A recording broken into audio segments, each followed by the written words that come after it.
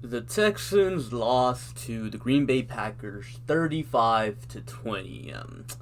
The game was never really all that close. I believe the Packers went up 21-0, and the Texans got a touchdown, and the Packers got a touchdown, and the Texans got a field goal. And I don't even know how the rest of it went. Like, I don't know. The Texans, though, yeah, they're not good, man. But we already knew that coming in, and as I guess fans of the team, the only thing you were really hoping for was make this a fun and competitive game, and it wasn't. So I was swapping between the Texans and Packers game and the Titans and Steelers game, so I was kind of back and forth, back and forth, back and forth, keeping in touch with both games. But yeah, like this game was really not all that fun. Like, I mean, we knew what our defense was coming into this game. We knew Aaron Rodgers was gonna shred this Texans defense, even without Aaron Jones, even without David Bakhtiari. The Packers were going to do their thing to this Texans defense, how everyone else has been doing. So, what the Packers did to the Texans, it really doesn't come as a surprise. Now, what kind of does come as a surprise is the fact that the offense never really got going. I feel like they just kept shooting themselves, like, on the foot. Like, it started off early on. The Texans had a nice little drive. I think it was the second drive of the game. Kaimi Fairbairn missed a field goal. You had the first Packers drive of the game where Merciless gets a sack, but they called hands to the face on Eric Murray, I believe. And then you had DeAndre Carter for the first time ever, probably since like 2018, that he had a nice return. It got negated by I believe it was a holding call. And then you had David Johnson fumbling there at the end like a complete moron. You had, I believe, a holding penalty on Laramie Tunsil, which really shouldn't have been a holding penalty. And then early in the game as well, Brandon Cooks had a nice 15-yard catch and run on a screen that they called off of a BS holding again.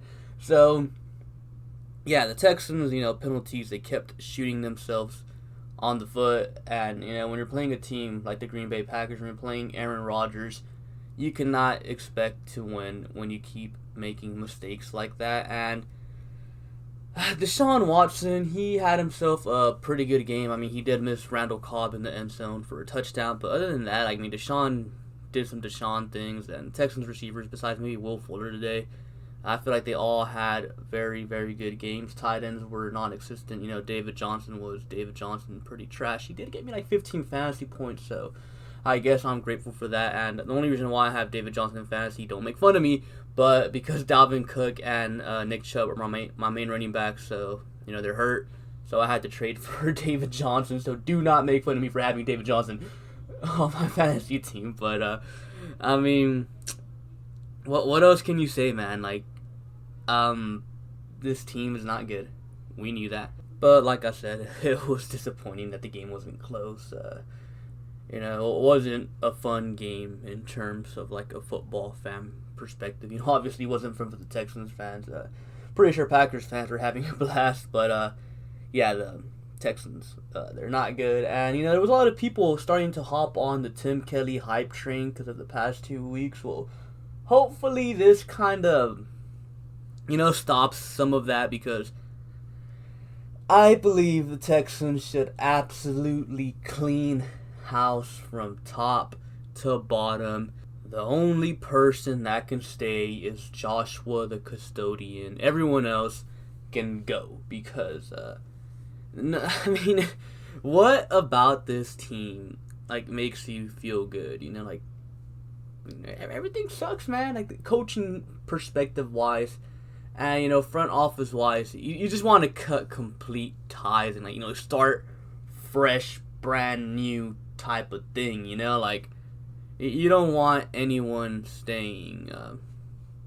on this team that has like been on this team, except for Joshua. But I mean, even if Jack Easterby ends up trading Merciless, he still has to go. I mean, yes, if he ends up trading Merciless, I did say I will find him and I will kiss him on the bald head, and that still holds true. But even if he manages to trade that terrible contract, he should still go. Everyone should be gone. And I know some people are probably gonna remember, but Sticky, like back in like week 2 or week 3, you were saying we should keep Anthony Weaver. Yeah, but see, that was back in the day, back when I was young and naive. No. Yeah, I mean, I really liked what Anthony Weaver did against Lamar Jackson. It was just a shame that, offensively the Texans weren't playing well, so they lost the game because of that. But as of late, when the offense has been playing well, the Texans defense can't hold up their end of the bargain. So that's why I think Tim Kelly and Anthony Weaver should both be gone.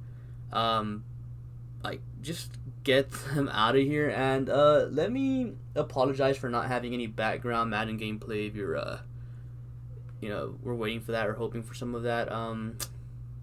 Yeah, I usually record that on Saturday, but Saturday I was, drinking adult beverages such as Capri Suns and stuff, and might have woke up a little bit hungover this morning. So yeah, I was kind of watching the game hungover. I mean, I'm feeling better now, but it's probably because I'm, drinking more adult beverages right now to kind of, simmer down a bit. But yeah. I apologize for that, but I mean, this is always going to be a quick one anyways, because, I mean, what else is there to say that we don't already know? I mean, obviously, J.J. Watt was pissed, and rightfully so. I mean, there's rumors out there that J.J. could be on the way out.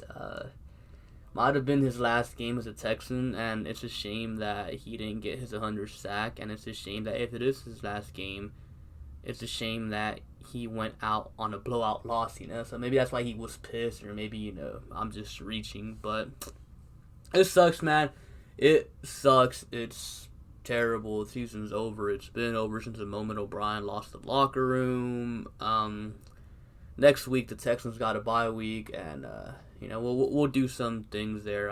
Obviously, if you guys haven't seen already, I put up a post yesterday, asking you guys for some Texans questions that you may have, and I'm gonna make a Texans Q&A video during the bye week, so we have something to talk about. So if you have a Texans question that you want answered, scroll over to my community tab on my channel and find the post and ask a question that you want answered on the video that I'm gonna make next week. I don't know when, probably like around Wednesday I'll drop it, but yeah, I'll definitely try to get to every question, and I'm only saying that because I'm sure some people are gonna ask some like weird questions, like, "Oh, Sticky, can I get a picture of your toes?" Like, no, you're not getting a picture of my toes. So yeah, that's all I pretty much have for you guys for today.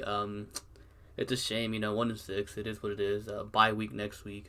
Hopefully we get some good games televised here in Houston. And yeah, thank you guys for watching, and I'll catch you guys later. Peace.